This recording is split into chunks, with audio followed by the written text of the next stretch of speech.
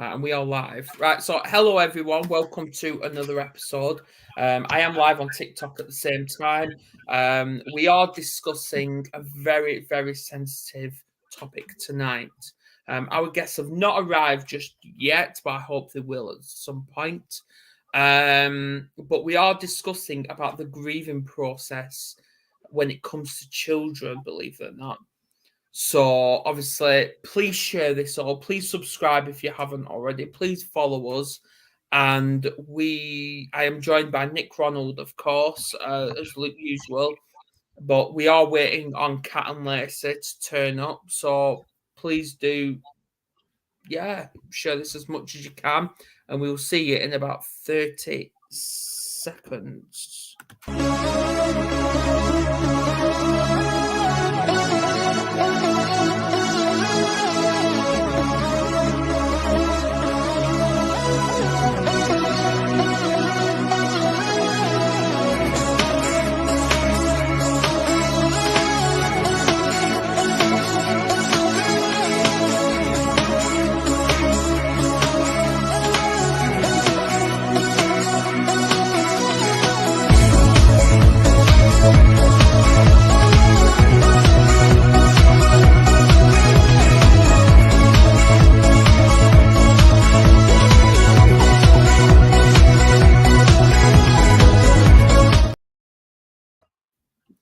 Hi, and welcome back. Obviously, we are on TikTok, so please do share this all. Hi, Rebecca Pennington. Thanks for tuning in. I think we was talking on Telegram. I don't know. Yeah, I'm absolutely everywhere, by the way, Nick. So yeah. First of all, how are you all? How are you, Nick? Yes, I'm good. I'm busy, which is good. I like to stay busy. Doing funny enough, I'm doing some work in schools at the moment, and supporting children with sensory needs. So this is very topical today. But yeah, good to be back on the show as always. Of course. Hi, Amy. Hope you're well. For everyone that's just tuning in, obviously I am on Telegram, but obviously I'm facing here because obviously we've got a laptop here. And obviously we are live on Facebook and YouTube at the same time. We are discussing a very, very sensitive topic tonight, and I'd love for you all to interact with this. Do children really experience grief? Now, I know us adults do go through the grieving process when someone sadly passes away, but do we actually think, do the children go through the same, or if not even stronger? Because we all got our own experience when it comes to grief. Now, this is what we're going to be diving into tonight. So obviously, I'd love for all you to interact and ask questions and everything like that. So, as the secret influencer, Nick, what is your view on grief in a nutshell? Well, I think in response to the question, I think definitely children do experience grief. I think there's different types of grief. I think even a separation of parents. For example, it can be kids can go through a grieving process of that. But obviously, people passing away. If they're very close, it doesn't necessarily have to be a parent. It could be a grandparent. But yeah, I think definitely, and of course, it depends how old they are. I think can affect how much a child is affected by grief. But I would say in a nutshell, yeah, definitely. I think children experience grief, perhaps in a different way to adults, but they certainly do. Yeah, without doubt. Absolutely. Absolutely. Yeah, sorry, I was just checking my emails to see if they've emailed or anything. So obviously it is, and I'd love for all yours to interact as well on TikTok. And so with you, Rebecca. Now, and this is to everyone. Why do you think us adults are very? Do I want to say selfish or do I want to say stubborn to actually basically say, right, we're going through grief, we're hurting, and tell our children just to leave us alone in a way, so we can get our heads straight. In basically, in a nutshell, ignore what they want to tell us, so we can actually, instead of actually thinking about what they're feeling.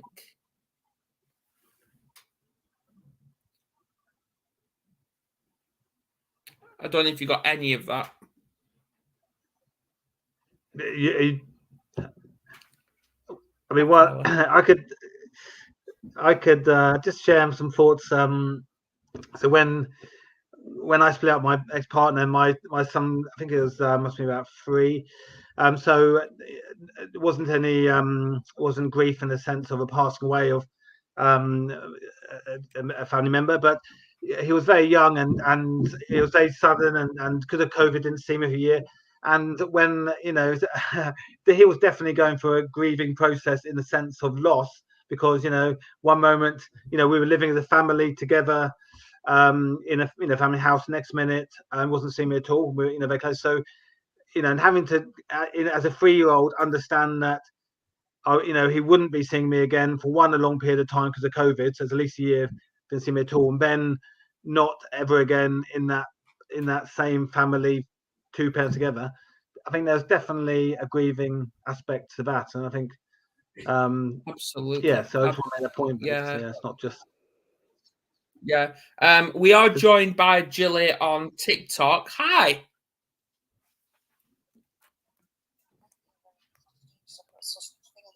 But I did want to say that I've got a bit of experience in the mental health field, and as much as I'm a mental health first aider, so I have had a little bit of training. That's not like I'm a massive expert. And Nick, hello. I don't know who you are, but hello. Can you hear her? I can, yeah. No, thanks. Hello back. Yeah, I can hear. Can you? I can hear you too, which is fantastic. But yeah, with regards to children with grieving, of course they grieve. They're people, and it's strange. We talk about grief as if it's just the death of a person, and it's not necessarily. It can be the breakdown of a friendship at school. Children definitely grieve that loss, and as parents, and I'm a grandparent, right. As 15 grandchildren and 5 children, as you've just got to support them. Yes, if you're both grieving various things at the same time, it is difficult, but always the child has to come first, and it's not that we put our grief on hold, because you can't, but people grieve in many different ways. If you say to one person, have you experienced grief, that one person will go through all the different stages. They'll go through anger, they'll go through loss, they'll go through sadness, they'll go through all kinds of things, which is all, and the best thing you can do, in my opinion, when you're supporting someone, particularly someone who's young, a child or something, is just give them a space. Just know that, and just be with them, because there's no answer, and there's no, cut and dried formula for yes, you're going to feel better, or this will pass. I mean, it kind of changes shape. I don't know that grief passes, but it does change shape. It changes form, and you learn to be differently without that person, whether it's a friend that you've broken up with, whether it's a partner. As adults, if you've got a partner and you've divorced or you've separated, then there's a grieving process there. Yeah. So it's your grieving, Vicky. I've just seen what. A song called Vicky said that she's grieving as well. So I'm sorry to hear that. Hi, Robert from Canada on Facebook as well. Hope you're well. Thanks for liking, everyone. This is absolutely fantastic. But do you not think we're really that stubborn as adults that we tend to brush it under the carpet about what the child is actually thinking? that's not been the case in my experience. No. But other people might be different. Everybody's different and deal with things differently. You can only deal with something in whatever capacity you've got to be able to deal with it. Yeah. And that's not me tooting my own trumpet. Of course. But not in my experience, because I'm quite clued up. That's not to say that I haven't experienced grief. And sometimes I know that this sounds a bit daft and I am a bit hippy dippy, right. But literally holding someone, you know, when you actually hold someone, you get a surge. They get a surge when they're feeling held tightly and hugged and just kept safe. And particularly for children, and it applies to things like boundaries with them, just hugging them really close and really tight and not necessarily having any answers, but those hugs produce oxytocin, which helps calm and soothe, if that's the right word, people. Not permanently. I'm sorry that you're grieving, Vicky. I don't know if you want to explain any more about that, or if there's anything. Yeah, we just had a comment from Richard on Facebook as well, and he's put his dad was great, but his mum was basically saying, "Pull yourself together." Yeah. So it's all that mixed attitude, miscommunication. So it's how do we actually, because half the time none of us actually know how to express how we're actually feeling when it comes to grief.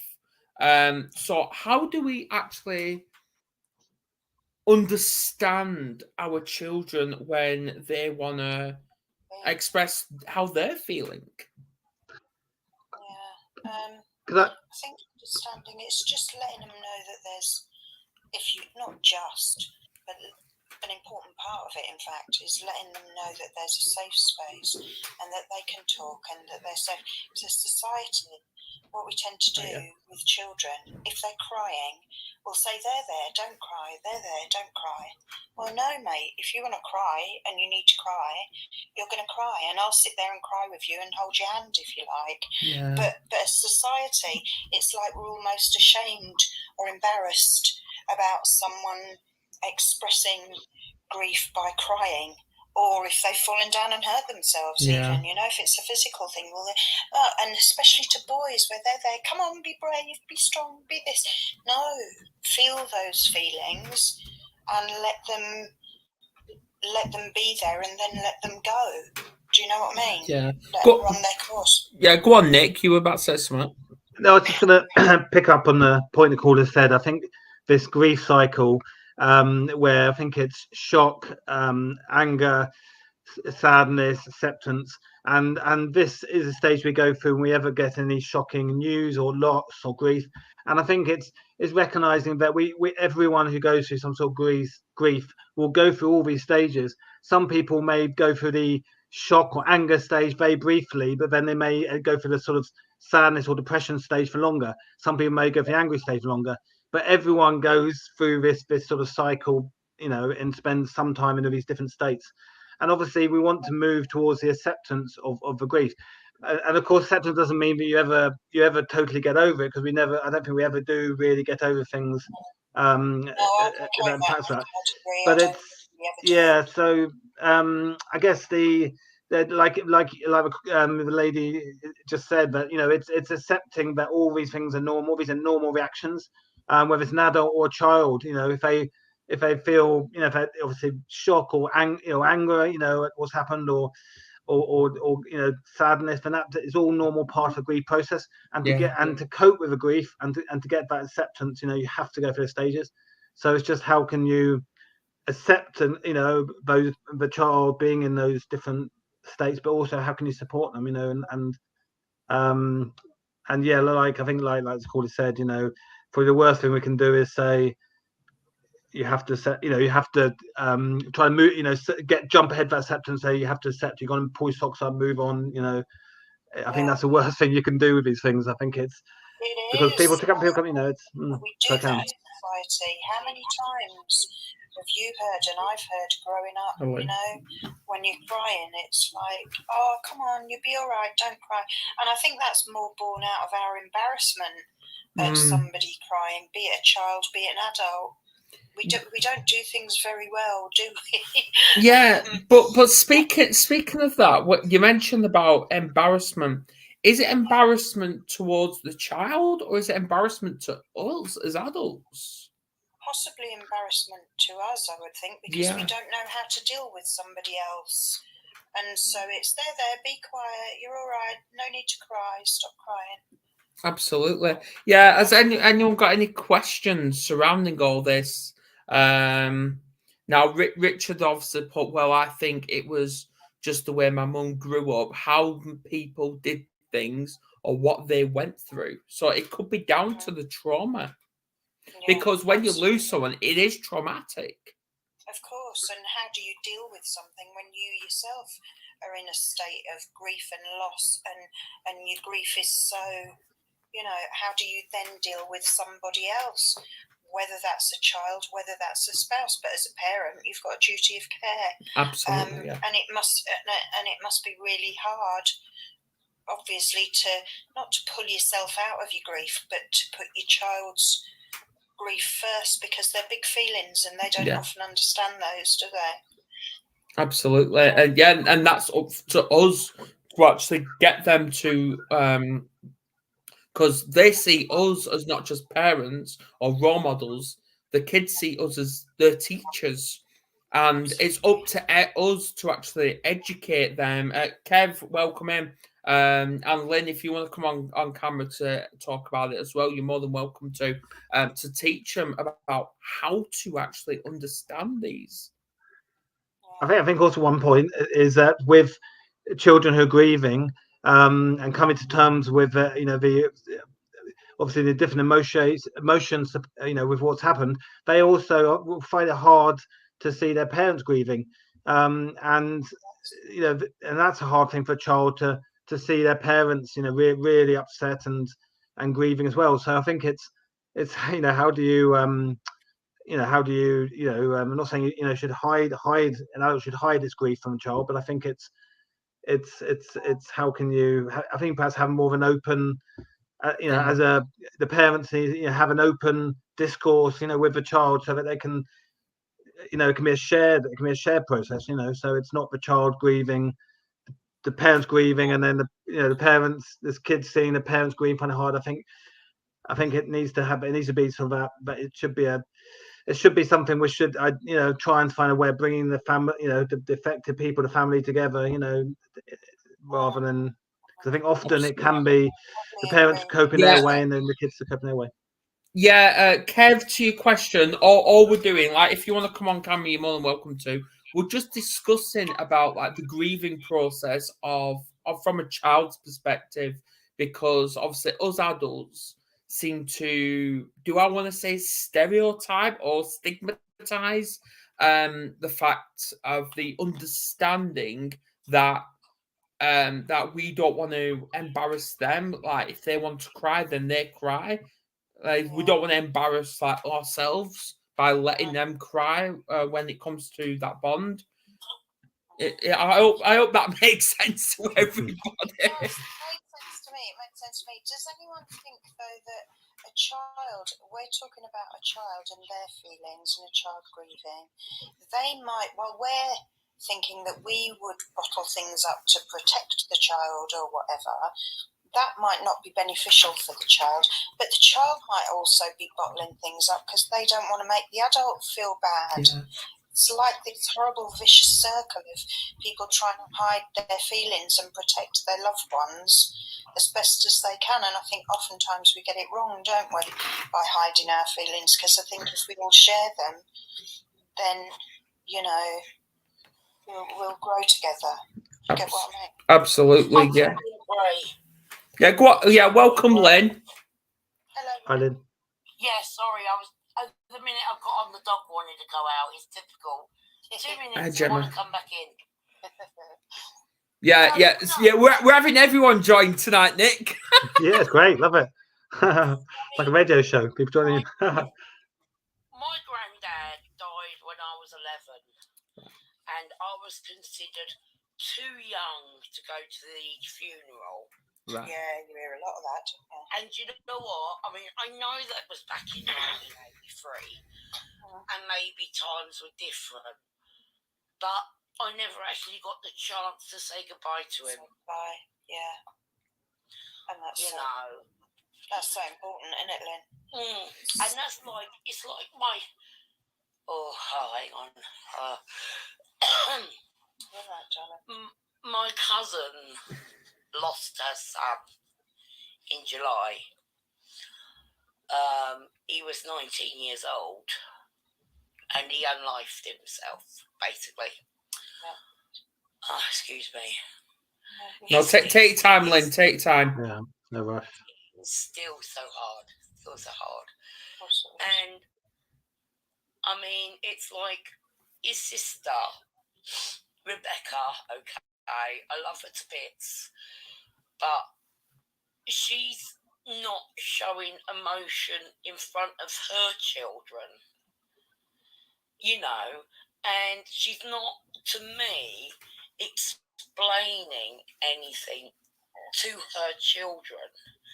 Now, what are her children thinking? Uncle Ethan was there one day, not the next, and gone the next. Sorry, it's No, I understand, yeah. And you know what? I can't grieve for him. Because I can't believe he's gone. It's like, no. And as you know, I've tried to do that so many times, Adam. Yeah. Is it like denial, do you mean, Lynn? Sorry? Is it like denial, or are you like denying? I don't want to think I am. Right, okay. I can't believe he has gone. Yeah. I am. He was 1 month younger than my youngest son. Yeah. And quite often now, I know it sounds silly, I look at my youngest son and I burst into tears. Yeah. And it's like giving yourself time to grieve. Everybody grieves differently. So like I was saying to you earlier, Adam, a friend of mine in America, she lost her 10-year-old son to, I think it was muscular dystrophy. It was one of those, Yeah. And within 6 months, people were telling her to pull herself together. Yeah. Pull your stuff together and get on with life. Yeah. And it's like, what the hell? How do you pull yourself together after losing a child? Everyone grieves differently, whether it be an adult or whether it be a child. But to me, when you lose someone, you've got to sit down, you've got to show children that sadness, you've got to allow them that sadness. Yeah. Absolutely, Lynn, I agree 100%. You've got to sit there and okay, you've got to say, if they're, like pre-secondary school, you've got to do it in a child's language. Yeah. Absolutely. And you sit there and you explain to them, it's okay to be sad. Yeah, looking at them in pieces, that's okay. Exactly. Not everybody does it. Exactly. Yeah. I mean, both of my boys, they are not afraid to show their feelings. Love you. Bless them. I mean, both obviously so upset over Ethan, but my Cody, I mean, if you saw him, he's 6 foot tall, strapping boy. Yeah. When we had our dog put down, he was like a quivering little baby, And it's like, do you know what? I'd rather you be like that. Yeah. I would rather you be like never. And we, people must stop sheltering children from pain because we go through life. It's okay. Yeah. And it creeps up on you, doesn't it? Almost the years don't matter sometimes. So I lost my mum decades ago, and there are certain times, a certain tune, I'll hear something, it'll bring her back, and I'm a quivering wreck, crying and missing my mum. Yeah. You know, and that don't matter how long that's been. Do you know what I mean? That's it. It kind of creeps up on you and gets you, but it's natural. I think whenever you lose someone close, you never really get over it. You learn to accept it, but you never get over it. Yeah. You know, and they say the pain worsens, you know, the pain lessens. I don't think the pain will ever get less of losing. Yeah, right. We've got a lot of people here, guys. We've got Nick over on StreamYard. So obviously we've got Shawnee in. We've got the cop artist Kev, who loves my banter so much. We've got Lynn and we've got Jilly. All welcome. But obviously, let's talk about our own experience of grieving now. Obviously, without sounding age discriminating, Kev, because you're the oldest here, probably.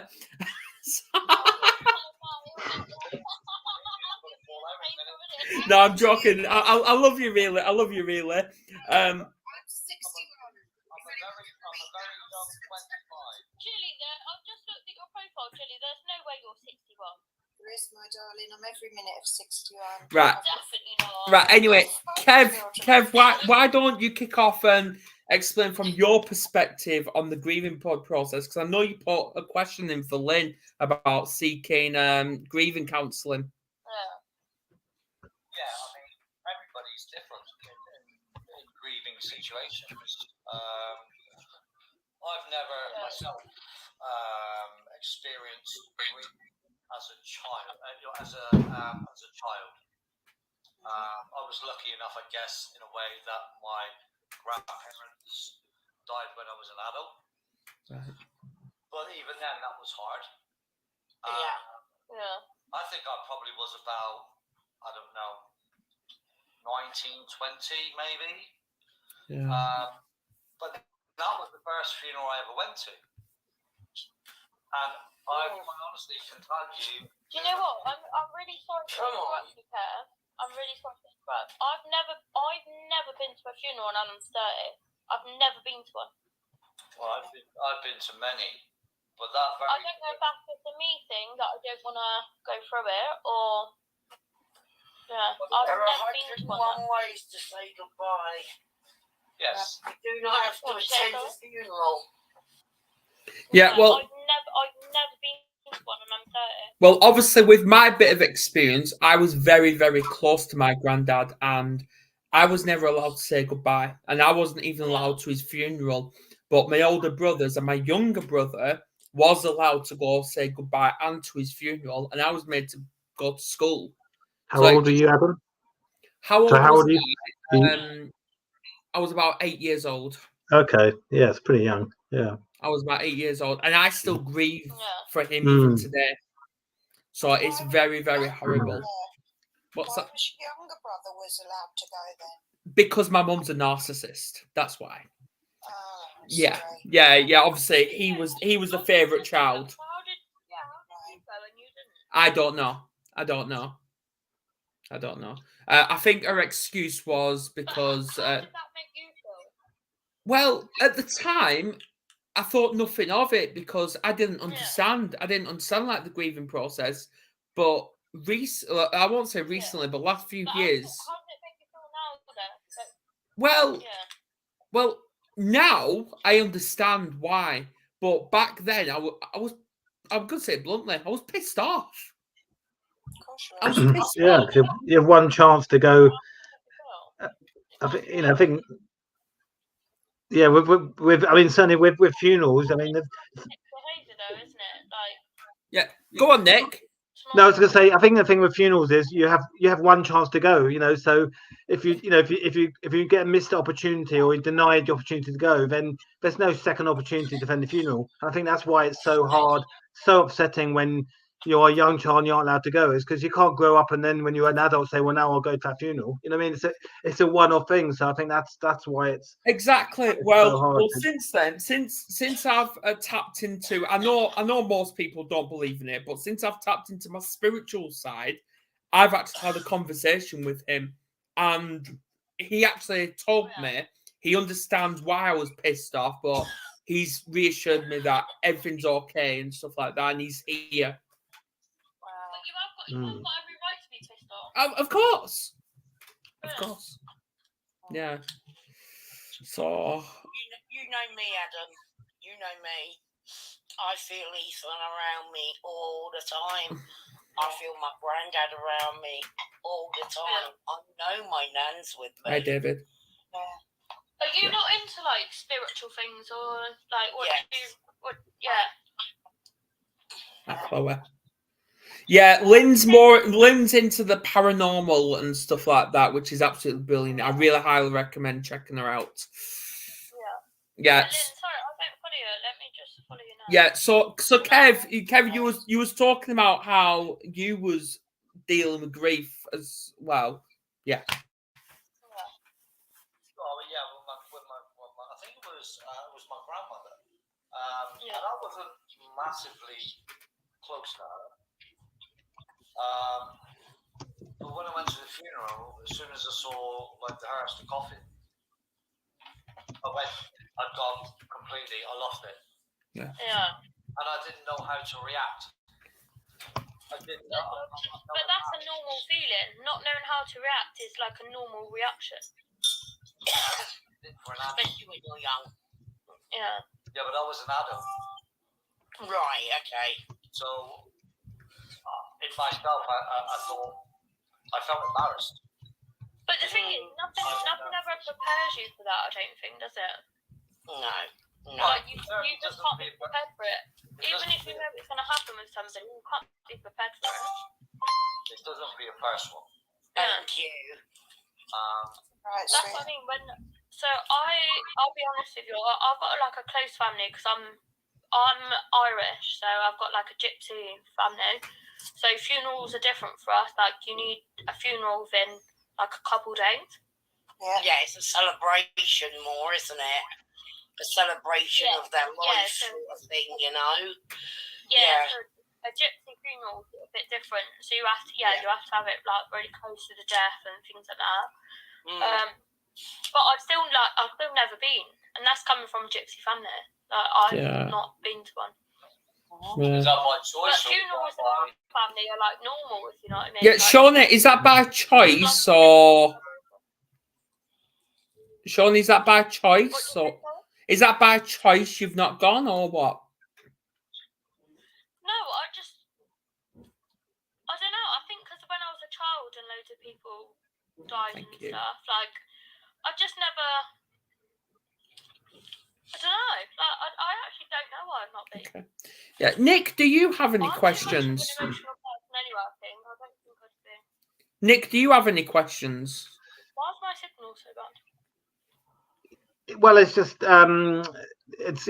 so I can like you said, I think the lady, one of the ladies who said she's never been to a funeral, was that I guess is it even as adults do we because obviously children we'd have a choice when we go to a funeral whether the adults take us, but as as adults we choose whether we can avoid funerals or not, and I guess that's but so that was the one question. I don't think it's a good thing or a bad thing that I've not been. Do you know what I mean? I don't know whether it's good or bad. So have you just? I mean, have you not gone to any funerals because you've not? It's your choice. It is your choice. Yeah.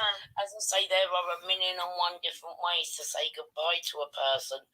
You know, I mean, I couldn't make Ethan's funeral because I'm down in Devon, and his funeral. Oh, you're not that far from me, then. All right. Okay. Oh, here we go. You're not that far from me. Oh, right. Yeah. Right. Anyway, Nick was asking Shawnee something about what was you doing? I was wondering actually what you think whether it's you know, because I think England, the UK, we don't like talking about death, you know, and obviously grieving is death, and we have to be more open about it to cope with it.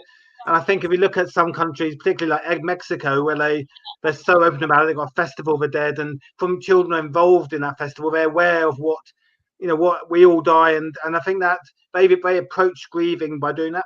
And I think, you know, culturally and in UK we're terrible. You know, we avoid big issues like this, and one of the things is it's so common not to take children. And I just wonder what people think about that. Whether we need to sort of change. Because I've never been brought to one or something, or whether it's me, or do you know what I mean? Like I was never, as a child, I was never taken to one, so I don't know if that's the problem now, or do you know what I mean? But obviously, to put on the record straight, obviously I know this is a trigger warning video and stuff like that, so I apologise if anyone gets triggered. But there's more to this than someone just passing away. It could be, for example, like obviously I'm still going through the grieving process now of the fact that my kid's sibling was taken away and put into care. Yeah, of course. That is another type of grief. Yeah. So it's like, how do we explain that to them? Grief is all different ways, isn't it? You can't explain grief. Yeah. Grieving is loss, you know. If you feel a certain way, that's your type of grief. It doesn't matter the way it happened. That's how you feel. Absolutely. Yeah. And no one can tell you how you can feel either, because that fucks me off the most. Yeah. Absolutely. If you feel a certain Even way, at the end of a relationship. Yeah. Or even losing a job or anything like that. Yeah. It's a grieving process. When you break up after a long-term relationship, you have to grieve. Feel however you want to feel. Well, so don't tell me. Well, this is my experience. Obviously, I was actually told that when we last year that my uncle from Scotland passed away. I was told that, and because obviously my mum brought me up to lie to me constantly, I'm like, no, she's lying. So if she's lied about all my life, she's clearly lying about this. And then it took a couple of days for it to actually set in that he's actually gone. It actually hit me more of grieving when, believe it or not, I actually found out as someone who I know that's helped me and the family, who I've never met in my life before, only virtual. He's actually had more of an impact, and I'll grieve for him more over my own uncle. Yeah. The thing is, you don't need to explain yourself how things affect you. No, but I want to, though. I want to. Yeah, but what I'm saying is you don't need to. No. No. Yeah, you put good comments in, Richard. You know what I mean? You don't need to. I feel like some people feel like they need to explain themselves when you don't. If you want to feel a certain way, you absolutely feel like that. Yeah, Okay. He doesn't need to. Like you're saying, he doesn't need to. You mean he doesn't need to as far as you're concerned, but he might need to for himself. Yeah. We've got another comment which I want to bring up. Richard's but put. You don't need to do it for anyone else. I know Richard's put. I think it's easier to get over the grief over a distant relative rather than someone close. How would you all explain that? What's your views on that? Sorry, what did you say? Is it easier to get over the grief for a distant relative over someone that's very close? I think that's an open-ended question, because how did you find grief? Do you know what I mean? Like, yeah, it doesn't matter. I think the relative is how you feel about that person. So they could be distant, they could be close, they could be. It depends what your relationship is with that person. Yeah, and it's very subjective because, like I said earlier, it is. With actually how you grieve, how you everybody handles grief differently. Everybody's different. What's your view, Nick? Well, I think that I know someone who lost a parent at a very young age, which is only I think 3 years old, and doesn't remember much about it at all, because she's so young. But actually, she had when she was like early teens, she had a pet dog, and they had it for 12 years, and it's really close to it, and when it passed away, she was, she grieved for the dog, in some ways more than her parent, because when she was so young, when the parent passed away, she didn't really fully understand what was happening, and she was and yeah, I think so. She said, like almost guiltily, that she felt more of a sense of grieving and loss for the dog she had for 12 years, and than the parent she lost when she's only 3, so it doesn't really remember much. It doesn't remember much about those 3 years. So I think it's yeah. Tell you how that you should feel. If I want to feel a certain way about something, I'm not having anyone give me shit or tell me how I'm supposed to feel. If I feel that a certain way, then that's how I feel. Well, that's right, and that's yeah.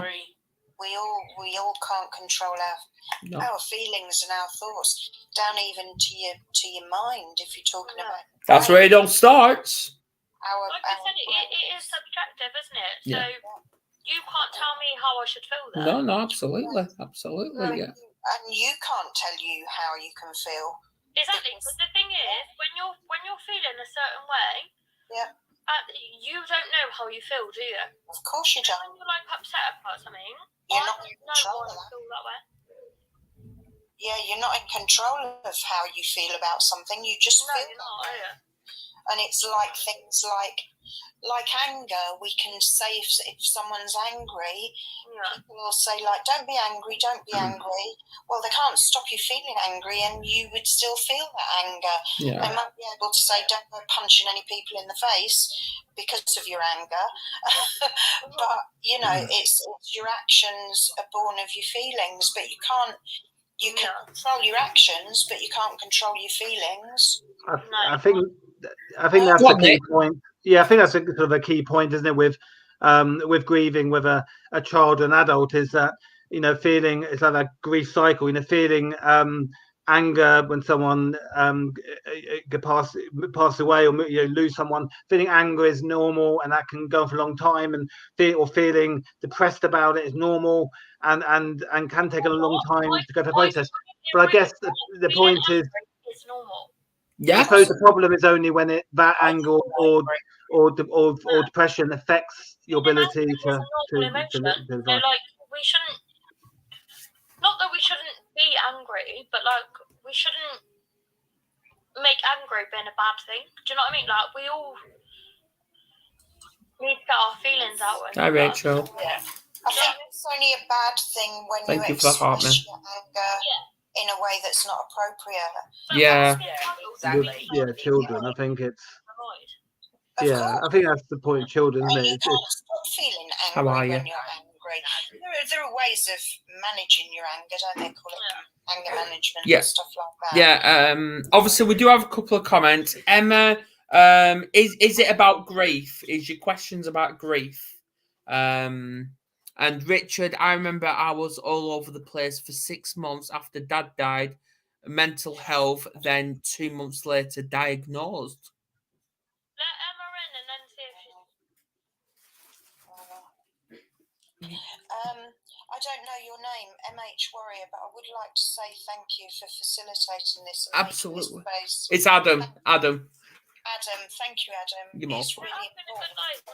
Oh, thank you, Rachel. Yeah, well, I do this every single Friday.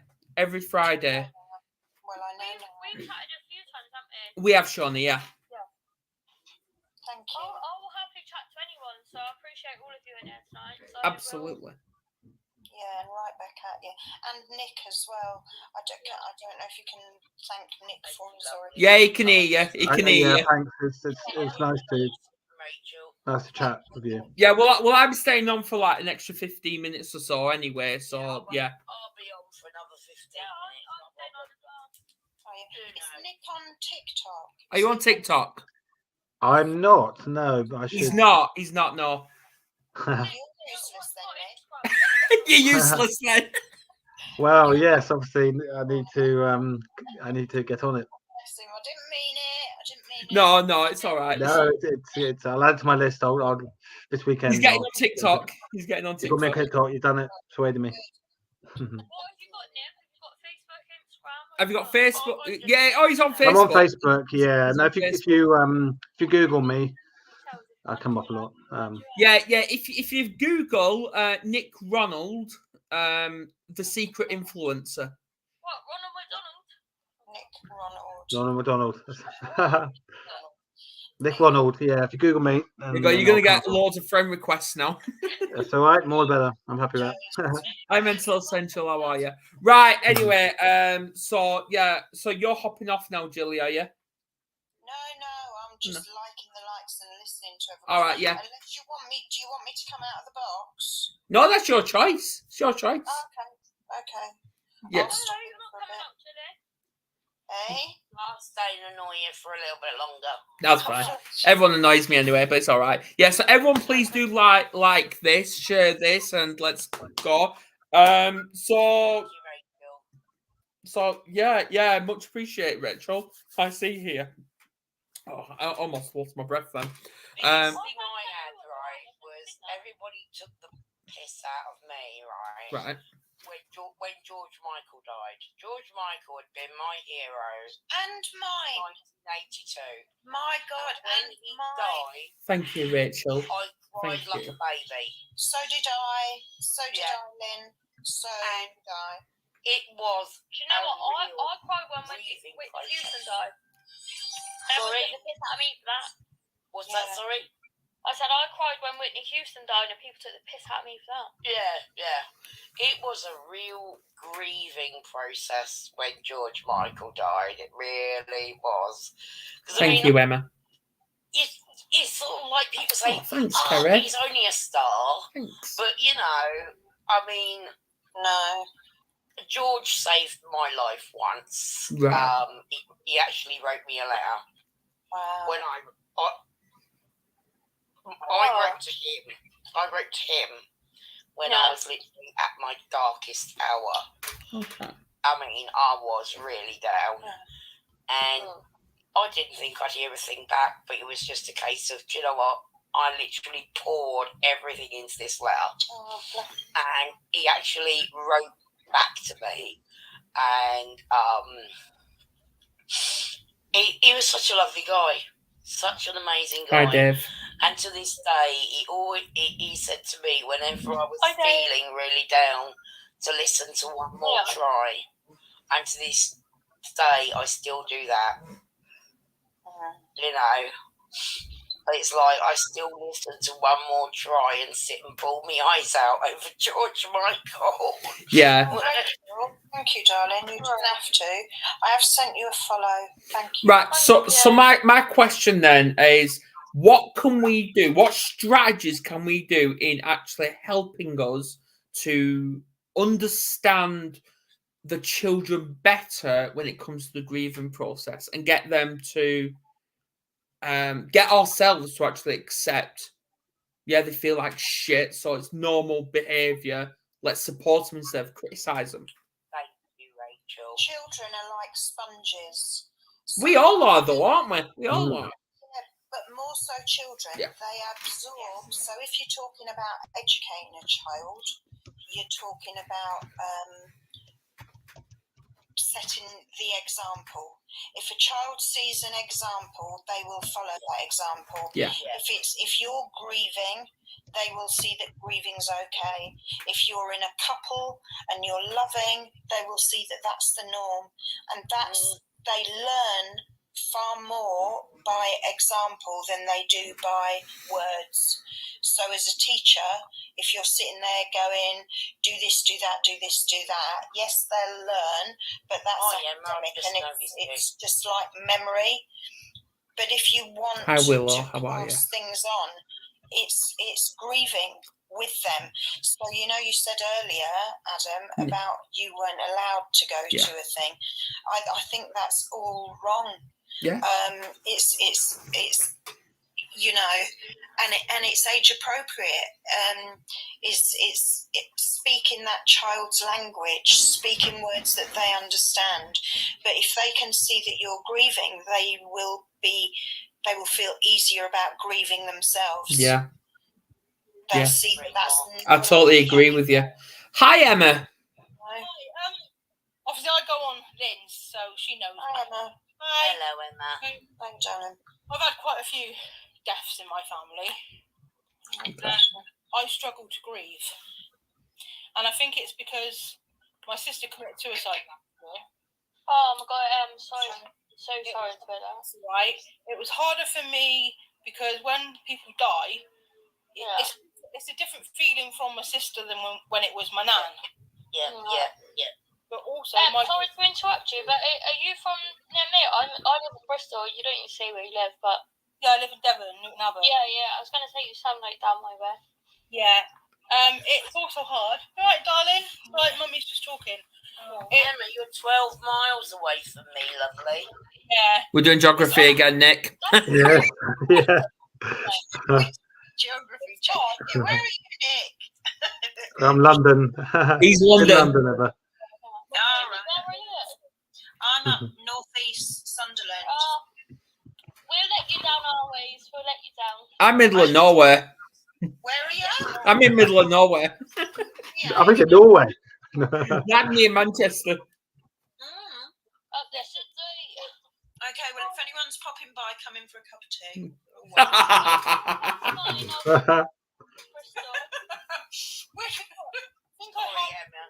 Oh, here we go. Catherine's here. Oh, Yes, oh wow. Hello. Hi, Catherine. Hi, Catherine. How are you? Good. How are you doing? I'm all right, thanks. Yeah, no, I don't know what it was. Obviously, we been going for about an hour. I don't know about the time difference. Saturday night, and we'll still be Okay. here. No, but it's all right. It's all right. We can carry on if you want. Sure. Yeah. Yes. So obviously, nice to meet you. Obviously, we are live on TikTok. We've got a few people in the boxes talk about the grieving process, but I'd like to know your view, because obviously you was the original guest, about the grieving process within children. Yep. And I believe Lacie will be joining us here shortly as well. She's the co-author of the In Loving Memory books with me as well. Yeah, brilliant. Obviously, on TikTok we've got Emma, we've got Lynn, we got obviously Lacey's here now. We got Jilly, we got everybody. Everybody's here. Lacie. Hello. Lacey's here now. Hi, Lacey. Hi. Can you hear me all right? Loud and clear. And clear. Good deal. Yeah, so everyone can hear you on TikTok. So yeah, nice to meet you, both. Give us a little bit of a background of who you were and and a little bit about what your views are surrounding children's grieving process. Who wants to go first? I'm going to have to disappear, Adam. All right, Lynn, see you soon. Hi, Lynn. I will speak soon, lovely. Yeah, okay. Lacey, do you want to go first? Sure. So my name is Lacie Breckner, and I'm a funeral director. Been a funeral director for, I think, almost 20 years now. So, and Catherine and I got to visiting one day, and she's a children's author, and there's just not a whole lot out there for kids in regards to grief and death and dying, and that's where the birth of our books came. And like Lacie said, Catherine? I'm a children's author, and so I've written other things that are kind of about dogs and animals and things like that, but I also work in the funeral industry, and so that's where Lacie and I met and connected and really discovered that there was just a huge need for some books that would help children kind of walk them through the funeral process. So it kind of shows them what they might see at a funeral, introduces that someone has died, and how to kind of start those conversations and talk about what they're going to see and what they're going to possibly experience. And then the other part of it gets into grieving and mourning activities that they can do individually and as a family. So kind of helping them start that journey of the grieving process. And Lacie, she has 5 kids, and I have a young son. And so a lot of it comes from our own personal experiences, and some of our own personal experiences with loss as well. Obviously, Lacie's background as a funeral director, me as losing family members. My mom passed away about 18 years ago. And so we kind of incorporated a few things even from that into the books as well. So, Lacie, you're a funeral director. I am.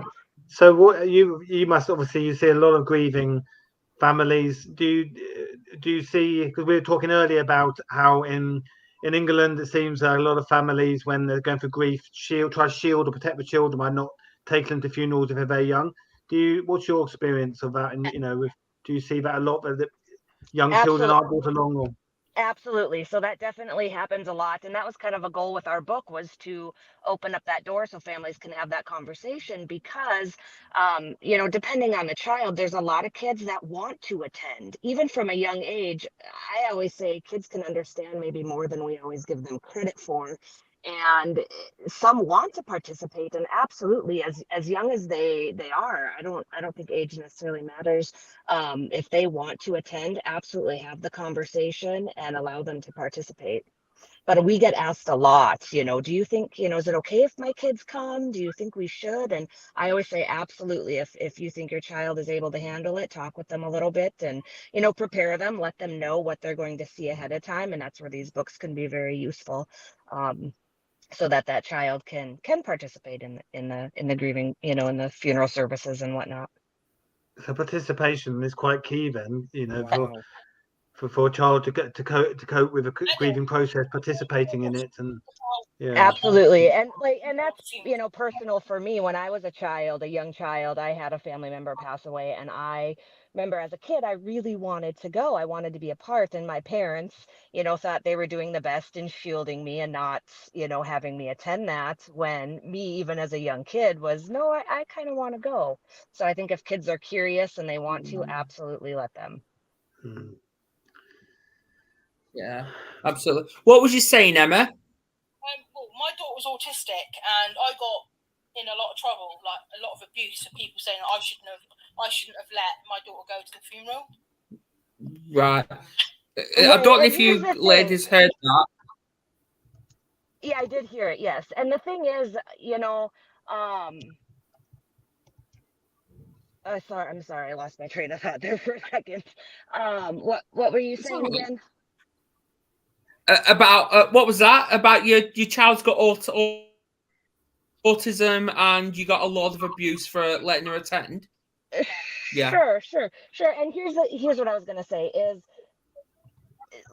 life and death is a part of life. We are all going to experience in one way, shape, or form, and there's no, in my opinion, there's no point in shielding it from a child with autism or not with autism, because it is a life experience that it's okay to teach it. I know it's taboo and we don't like to talk about it a lot of times, especially with kids, but it is something they're going to experience, and it's okay to allow them to attend and kind of coach them on what they're going to go through.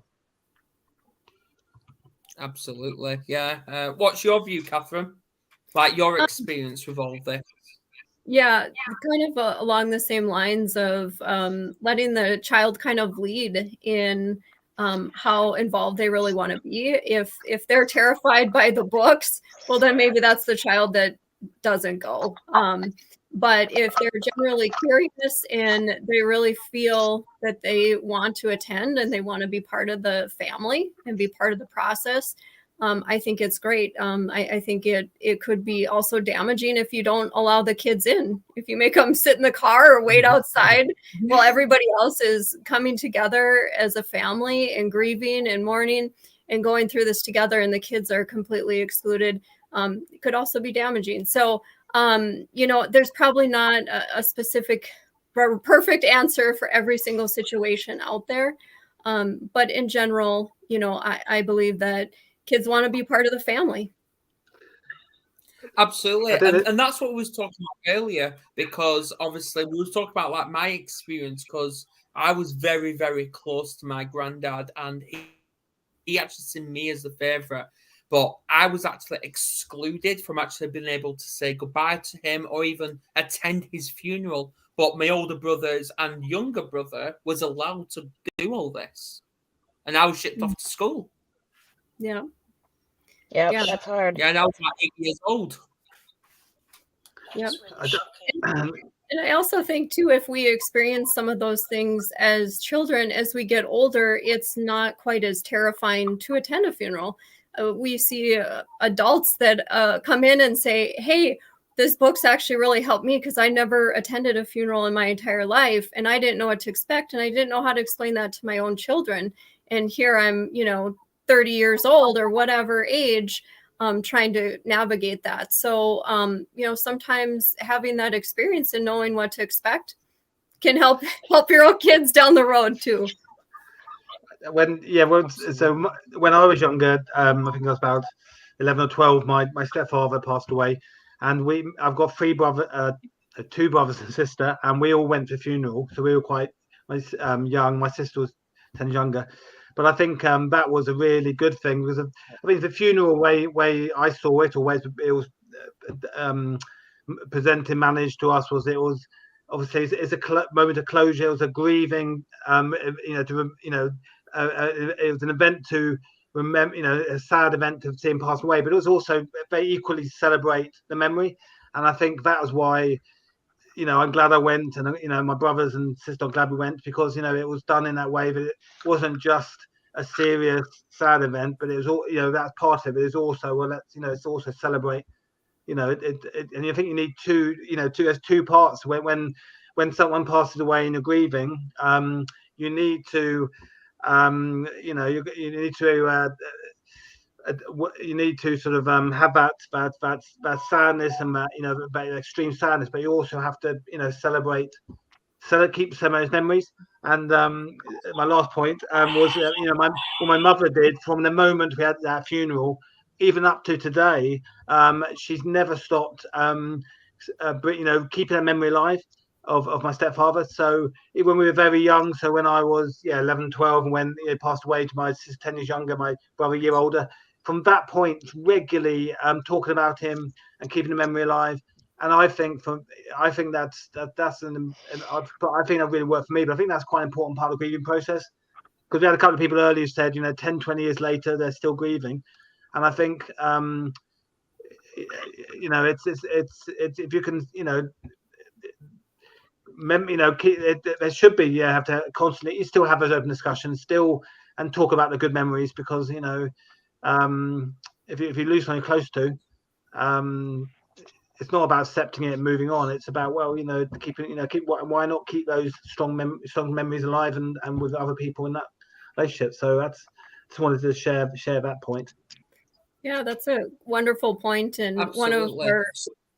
one of our goals with the books was to really keep the conversation open long after, and keep those memories alive in a positive way. And so that's part of why we have some of the activities in there that are positive. There's places where kids can write in there, they can draw in there, and then just giving some ideas of activities that they could do. And I don't know if you guys have experienced this, but I certainly do, that there's kind of those trigger dates, the date that maybe they passed away, their birthdays, the first holidays, all those things can be pretty big dates that can trigger a lot of grief. And so in the book, the birthday is kind of one of those triggers that comes up, and just trying to navigate through that and finding a positive thing that they could do to honor and remember them. So with the book, I'm quite sort of interested. Is it a book that's aimed at a particular age, or is it sort of children, or is it something that parents go through the book with a child? Because I haven't seen the book. I was quite interested to know. I got one. I guess here's one of them right here, but it's Okay. a children's book, and it's geared Okay. towards ages, probably 4 to 10. Okay, that's good. No, I haven't seen it. Okay, great. Okay. And Oh, no. they're all in a Yeah, story format. yeah. Just for TikTok, we've got Goodbye Bella. That's from Lacie. And what's yours, Catherine? This is one of the In Loving Memory ones. We have a traditional version and then also a cremation version, just visually what Right. you see is so different. Well, And then something to say. Just something they're that we all- haven't touched on. Yeah, go on, Jilly. It's just we haven't spoken about children who have passed away, and like their school friends who have passed away, wanting to, because, and I know that my own niece, so she passed away, she was age 7, she wanted a Disney funeral, and she wanted her mum and dad and everybody to be dressed up as Disney characters, but also her school friends and her friends' friends, and it's really, so some parents were like, oh, they're too young and I want to, protect my child from this. But like everybody has been saying, and before the other ladies came on as well, we were saying it's just a case of letting everybody, whether it's a child or whether it's an adult, go through their terms of grieving, however they do. But yeah, we just haven't touched on, and it just came to my mind about losing my niece, but about her peers, being at her funeral and grief for them. Yeah, what's your feedback on that? Yeah, those situations are definitely the most difficult when a child passes, especially for the community, the whole class. And again, I would always say that it's those memorialization things, like dressing up in the Disney characters, or having a theme for a child's service like that, can really be impactful on the other children attending. Yeah. Did that answer your question, Jilly? Yeah, well, it wasn't really a question. It was just all right. about, Yeah. Feedback then. yeah. Cheers. Yeah. So what I want to know is, what's the difference between a child passing away and going through the grieving stage, and a child being taken into the system? Because obviously, I've had a child taken into the system, and obviously, I'm still grieving today. And this was back in 2017. So, what's the difference when it comes to the grieving process of them two? I'm not sure what you mean by child taken into the system. Basically, like if a child went up for adoption, to say, away from the family, compared to someone that's passed away. Yeah, like the connection broken from that. Yeah, that's still lost, isn't it? Absolutely. Yeah, I think there's probably a lot of similarities in that, and you grieve a little bit, and it of course depends on the situation, but grief doesn't just happen with death. Grief can happen for many reasons. You get divorced, or different things, and you have to grieve that relationship and grieve those things, and you have to be kind to yourself and allow yourself to feel those different emotions. It's an emotional time, whether it's an adoption or death. Yeah, and that's what we're doing. Because obviously, I know we've all got our stories, and I know Nick's got a powerful one from his history, with his story. We just all, and obviously, this is just amazing how all this is just coming together. So yeah, it's what can we do to stop ourselves? Now, I know it's good to cry, I get that, but what can we do to keep ourselves mentally sane, like moving forward, to try and stay strong for the family, say for example, through these terrible times? That's really a hard thing to do when you're grief yourself, and I think the whole stay strong it's a crock of shit. Yeah. Because you feel what you feel. Everybody feels what they feel, and we should just allow everybody that space to feel that. You know, I'm not one of these, don't cry, be strong, do this, don't be angry, don't feel that, don't, you know, don't this, that, and the other. Feel your feelings, have them. And I think with anything, feelings kind of, if you imagine like looking at a load of cars going past on a street or a motorway or whatever, you can see that it's coming. You know that it's coming. It'll go past you and it'll disappear into the distance. I'm not saying that grief ever disappears into the distance, because I don't believe it does. But I think it's when we start saying, be strong for others. That's a big mistake. I think it's a big mistake to do around children. Absolutely, I agree on that. One thing in my personal experience with losing my mom, I took care of her as she was dying and was very sick, and it was incredibly hard as a young adult. And you know, there can be a lot of emotions around that, anger, sadness, all of that. And one of the things that really helped me start navigating through that grief is that I would find a positive thing that I could do and remember her. So I knew every Mother's Day was just a horrible day. It was so hard for me. And so I started planting flowers in her honor that day. And I would plant petunias, not because they were her favorite, but it was what we always planted, and we could keep them alive because we couldn't keep anything alive. And that was what we did on her last Mother's Day together. And so for me, it was a way to honor her and remember her in a special way. And for me, that gave me a lot of healing. And so, you know, I encourage other people, if there's a certain thing like the Disney, maybe every year on their birthday, let's throw a Disney party. Or maybe somebody's favorite cake was a chocolate cake, and Christmas was a special memory. Maybe every year for Christmas, we bake a chocolate cake to remember that person and not forget them, but keep their memory alive in kind of a positive way. So that's something that's really, I feel, has worked for me. Yeah, I think that's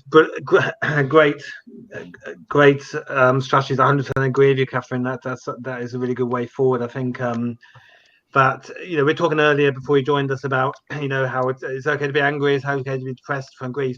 And I think the problem is when that anger, that depression after grief is when it then it affects your ability to carry out your life, or your quality of life, because you become so overwhelmed with the anger or the depression of grief, it then affects your, you know, your ability to have a good quality of life.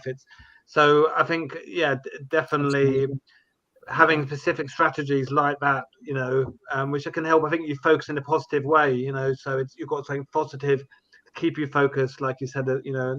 And I think I touched on earlier, you know, how can we honor them, particularly on key dates? How can we honor the memory? How can we do something positive to show we haven't forgotten them? You know, we're moving on with a life, but we haven't forgotten them. We're doing something positive to remember them and share that memory. So I think that's. Yeah, that's what me and my partner do every year, because obviously we've got a memory wall where it's got pictures of our grandparents that sadly passed, and we've got something in the middle, like a message. And every year when it comes to like a birthday or anniversary of the passing, we actually light a candle in their memory, and we do it every time. Yeah, I think that's brilliant. But obviously for me, I don't light a candle for the grieving of my daughter, because obviously I know she's alive. I think I actually disappear every Christmas Day, even for half an hour or so. And my family knows I do. At a certain time, I disappear upstairs and they have a bit of a cry. I do a quick live in her for her, and then I come back down straight away. Nice. Do that all the time. And so I work in a care home and I look after people with dementia. Right. So so we're talking about children and we're talking about, you know, adults, but also people with dementia. It's important for them to remember whatever they can remember about a person, sometimes photographs. So we've got a memory wall where people who have been in the home, who were friends of other people in the home, and they can just remember that person as much as they can. And sometimes with the help of memories are things, because people remember things. So not just photographs, they might not be able to recognise a photograph. But so there was a dog, a lady's dog, and she has dementia. Her dog died, and she has photos, but she doesn't recognise the photos because of her dementia. But her son brought in the dog's collar. And when she started to hold that and feel that and smell that, she was remembering her dog. Wow. So that's kind of a different memory. So things as well as pictures, because everybody grieves, and like we were saying earlier, it's a normal part of life, isn't it? Death and loss, and we live with it. However we live with it, and it's not easy for lots of people. Yeah. And I always like to say, after you've experienced a loss, you have to find a new way of living. So, a lot don't like to say, like, it's not like you grieve and grieve ends and it's, like there's a finality to it. It's, you have to learn a whole new way of living without that person, without that relationship. And it can be tough. Yep. It can be really tough. I think it's often as well, we have these triggers. I think Catherine mentioned the dates, but it's often straight after everything reminds you about person, everything you do, but certainly, key places, key dates can remind you, and it's having awareness for, of well, I'm going to find it hard if I go to this place because we have these memories there, or having that, awareness. So you almost prepare you're preparing yourself for these places or these dates that are gonna be triggered because of associations. Yeah, absolutely. Yeah, and it's not just grief through a being as well, human being. We can actually grieve for an animal as well. Of course we can. Well, human beings are animals, so yeah. Exactly. Yeah. Well, yeah, we can say that. Well, they literally animals. They're part of the animal kingdom. Yeah, because I remember I was very close to a particular dog that my grandma had, and obviously she died of the dog died of cancer, believe it or not, and I was very close to her, and now I get told the dog's with me permanently. Yeah, and animals grieve as well, and they can pine for the loss of their person, or another, in the case of dogs, another member of their pack. They will grieve that loss, and you'll see them pining. So it's all a natural process, albeit a not very pleasant one sometimes. But the positive of it is, like you say, just make memories, because then that soul that's lost isn't lost. Yeah, they're there, and do what we can to remember them and honour them. Right. I think also animals can be very sensitive to emotions, and dogs. And I know that some children who have pets, who have particularly, I think, dogs or cats, or ones they can hold when they're going through the grieving process, they having a pet they can comfort themselves with and hug and hold can be a great benefit. You see in hospitals now, when comfort dogs go into hospitals for people with terminal illnesses, I think. So I think looking at how can children be supported to cope. I think if they already have a pet, I think that can be make a big difference to children going through that process of grief. To have, so they Absolutely. are. I think animals are really sensitive. A lot of times for kids, that's their first experience with a loss too, is the loss of a pet. That's true. Yeah, and we also wrote a book called Goodbye, Bella, where it kind of shows the journey of a child losing a pet. And one of the things that we wanted to show in there is that when pets are aging, there's certain things that kind of happen before they die. Maybe they're not as playful. Maybe they're just not themselves. Maybe they don't want to eat. And so kind of bringing up some of those ideas and concepts that children aren't necessarily, their dog starts to do those things or currently is. I know that was frustrating for my son to see his dogs age and eventually die. And so that was kind of an important part of that book. And then also finding ways to honor and remember the dog. And also in that story, they ended up adopting another dog down the road, grieving and mourning. But also showing that we're humans and we have lots of room in our hearts to love again. And so we also did that as well. Yeah, I think you're 100% right. Children's first often experiences of grief, and it is through pets, or one of the big. And I think even if it's I had a friend who got a goldfish from a fair and had it for a couple of weeks, and it passed away, and she couldn't understand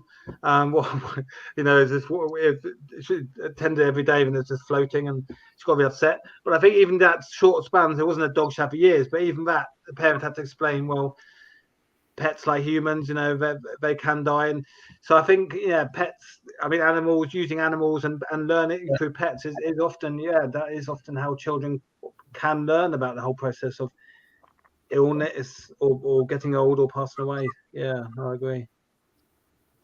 Absolutely. Yeah. Wow, this is all getting to me, this. As well, there's an interesting thing coming on from that. You said you're into spirituality, and so am I.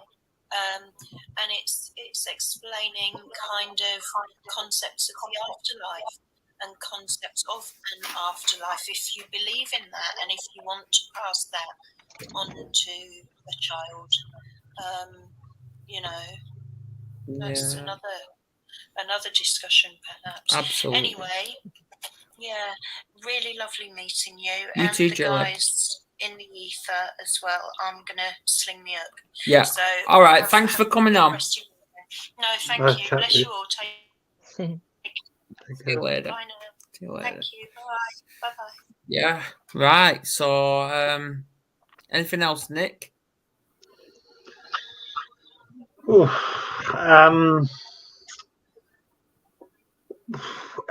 I think the no. I think the point is that I don't know, Catherine Lacie, are you from the US? Yeah. Yes.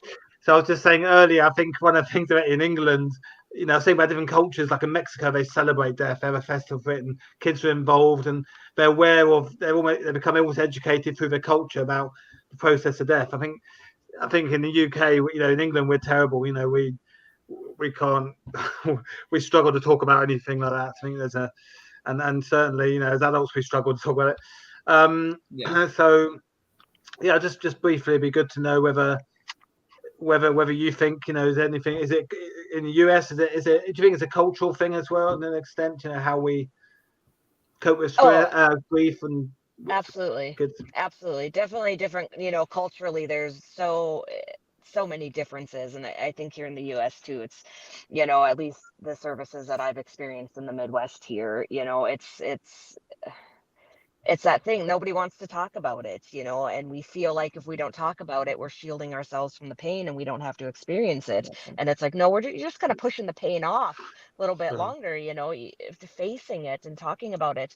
I had a service here actually recently for a family. They were originally from Liberia, maybe, different culture. Okay. And sure. I tell you what, that funeral was amazing because everyone was so open to expressing their emotions. They weren't afraid to cry out loud. Sure. They weren't afraid to say and behave and act how they were feeling, the immense pain of losing. There was a younger person that had passed, and sure. There's a lot to gain from that, from just having that open expression instead of always trying to just hold it in and be strong, kind of like what we talked about before. It's okay, let it out. I agree. Sorry to butt in. I've been to quite a few funerals of friends, and as you get older, more friends and and relatives passing away. And what I've noticed is so many times you always see people standing, you're always biting their tongue, trying to hold it in. Literally you can see them but trying to not wanting to let it out. Even though of all places, whether it's a church or something else, that is the place at a funeral to let it out. It's kind of I feel it's always like the ultimate irony that you're at a funeral, you're at the one safe space where you can let out your emotion, and however and grief, and there people are all holding in. And I think to me that that's sort of So it's interesting about that example. Yeah, don't keep that energy in. Let it out. Let it pass through you. Yeah, I just find it because obviously there are different cultures. All right, okay. No, sorry, a gritter's just gone past my house, so it's like okay, it's clearly we're gonna have snow tonight. It's been snowing today, so it's all right. No, it's these cultures. I find it very fascinating because obviously you just get people that just bury the child, or you get them cremated, or if you like, different cultures where, like, I'm getting this from Peaky Blinders now. I don't know if anyone's watched that, where obviously they put them in a carriage and set that carriage on fire. So it's really fascinating, isn't it, of how they actually give them a good send off. No, definitely. I mean, if you look, I mean, we look at some religions. India. I think some religions in India, then it's Hindus. They do a similar thing, don't they? They burn the body and. But there's different. Yeah. I think the main sort of thing is, it's anything you do when you're grieving, it should, the process we go through and the things we do, it should be to help us grieve, and I think if anything is making our grieving worse, then it's obviously it's not good. But I think just funerals, just touching on that, I mean, they should be there to help us with the grieving process. It shouldn't just be a functional thing of what we do with the body. I mean, I'm sure it should be part of and I think so with the children, yes, perhaps if it's not about saying the children should come or shouldn't come, but I think having an open conversation about what's going to happen and whether they want to come. But if they do want to come, then it should be a positive experience. It should be part of helping them. Absolutely, yeah. Yeah, because it's education in the end of the day, isn't it? It's teaching them about what's really happening. Yeah, education is the key word. Yeah. Come on, Nick. You have to, don't you? But yeah, it's... Yeah. I honestly, I don't know what to say now because it's just so powerful. Have you got anything to say? One thing about the funeral, too, is when my mom died, when I looked around the room, that was my support system for many years to come. And it made me feel really good knowing that I had people there that loved me and were there to support me. And they weren't just there for my mom. They were there for me and the people that were still here. And so I just loved that I had that support system started right there. Wow. I just want to say, I think your books are great because I'm a writer, and so I think books as a medium, and I think but writing in the language you have, that in the way that you have, I mean that's what it's really about, isn't it? When we talk to kids about anything, but particularly subjects like this and educate them, we have to talk in language they'll understand. So it's not so much. It's not talking as an adult, it's talking as an adult, but to a child in language they'll understand, particularly if they're very young. So I think, your two books, I'll have to look them up and try and get a copy. But I think that's, if your books are doing, your books are doing that, then they're serving a great purpose, because I think that's sometimes often what's missing is talking about these things to children in a level and a language they'll understand. But books can play a key part in that. Absolutely. They help just Absolutely. open that door to have that conversation. And one thing too, with kids is sometimes it's okay to just give them a little bit of information at a time. If they have more questions, they're going to ask more questions. But sometimes they're satisfied with more basic, simple answers and just a little bit at a time. Yep. Yeah, And absolutely.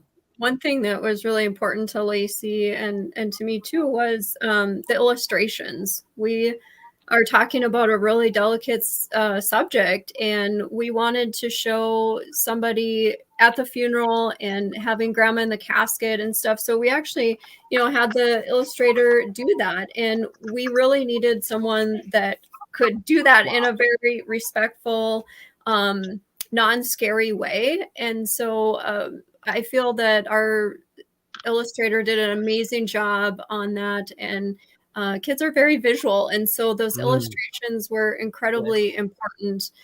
So we didn't want it to be overly sad, but we also wanted it to be sad but not scary. And so I'm very happy with how all of that turned out too.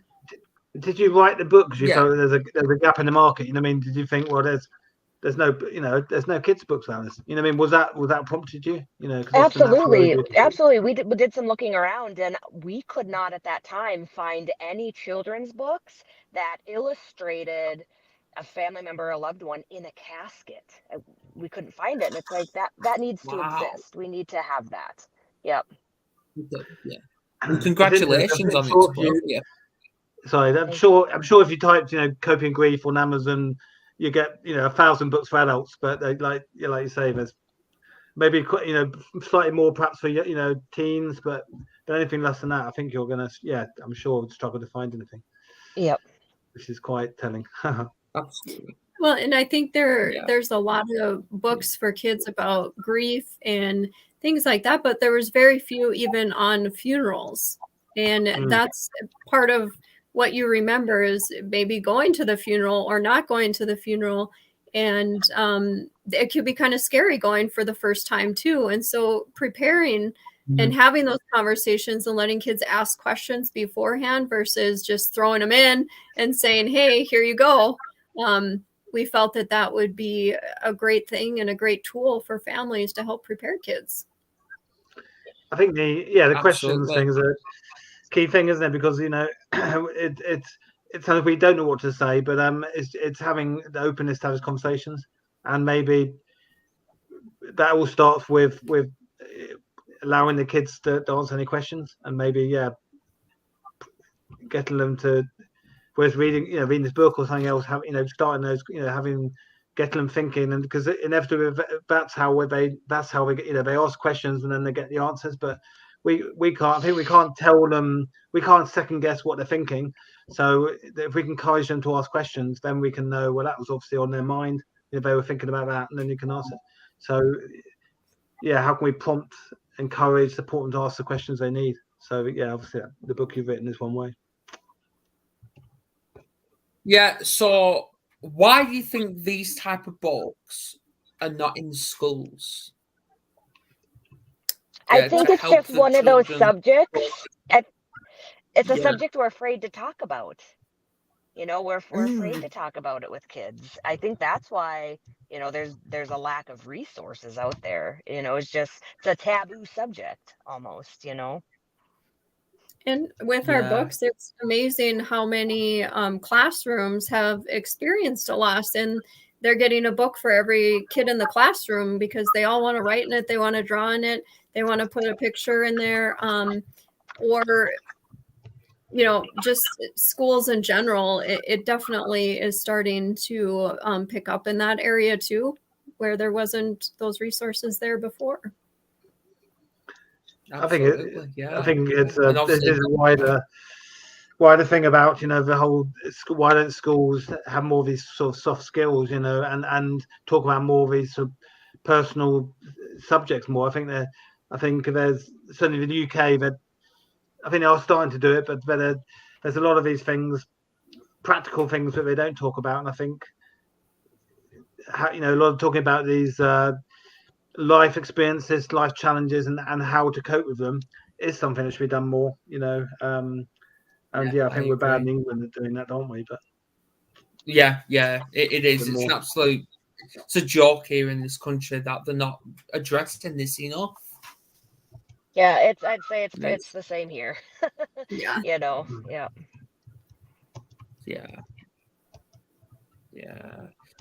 Yeah, well, I think that's pretty much it. Do you think, Nick? Well, I mean, I think it's been a bit fun. I mean, we've had lots of people join in over the last hour or so. I think it felt like a radio show at one point. Lots of people dialing in, but no, I think it's been great. I think it's been a great session. I think it's a great show. Definitely some key points made. Shared. Absolutely. And again, sorry about the time difference. I know I put 7 p.m. UK in. I don't know why it said 8. I don't know. I hate time differences. I absolutely hate it. I've made a mistake a lot of times.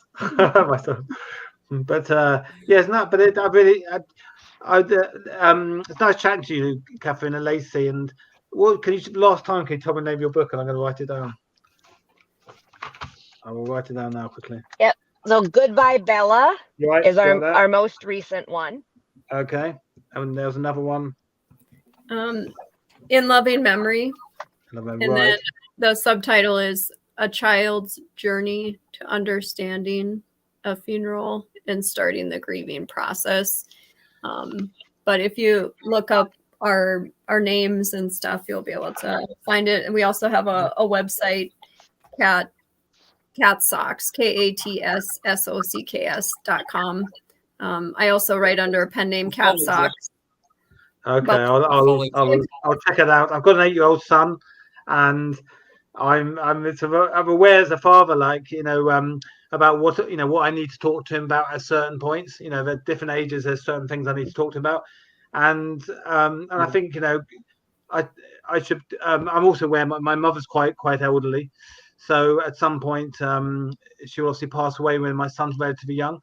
So I think, thinking from this show, well, I should really have some conversation now, rather than waiting till mother suddenly passes away and then he's facing grief. Now, I think now is the time to start having those conversations. Even if it's years before my mother passed away, but having those conversations now, so he's prepared. Look, his gran is getting old. What does that mean? To this. So. Yeah, and it's always interesting to ask my son about it. What do you know about death? Exactly. Exactly. Yeah. I think I'm going to start monitoring my daughter a lot more when it comes to YouTube, because she's looking on the dark side of YouTube at the minute. That's another one. Social media. I don't know. But thank you, ladies, for this very, very informative show. Next week we're going to be discussing, Nick. Are you on next week, aren't you? Yes, I'll be on next week. Yeah, we've got Tracy Hannigan, and it's at 8 p.m. UK, and we're discussing sleep anxiety. Excellent. Wow. So yes, and that's the last show before my birthday, believe it or not. Oh wow! Before I'm 21 again. Before I'm 21 again. Aren't we all? Right. Well, I'll see you all later, and thanks for coming on. Thank you very much for having us.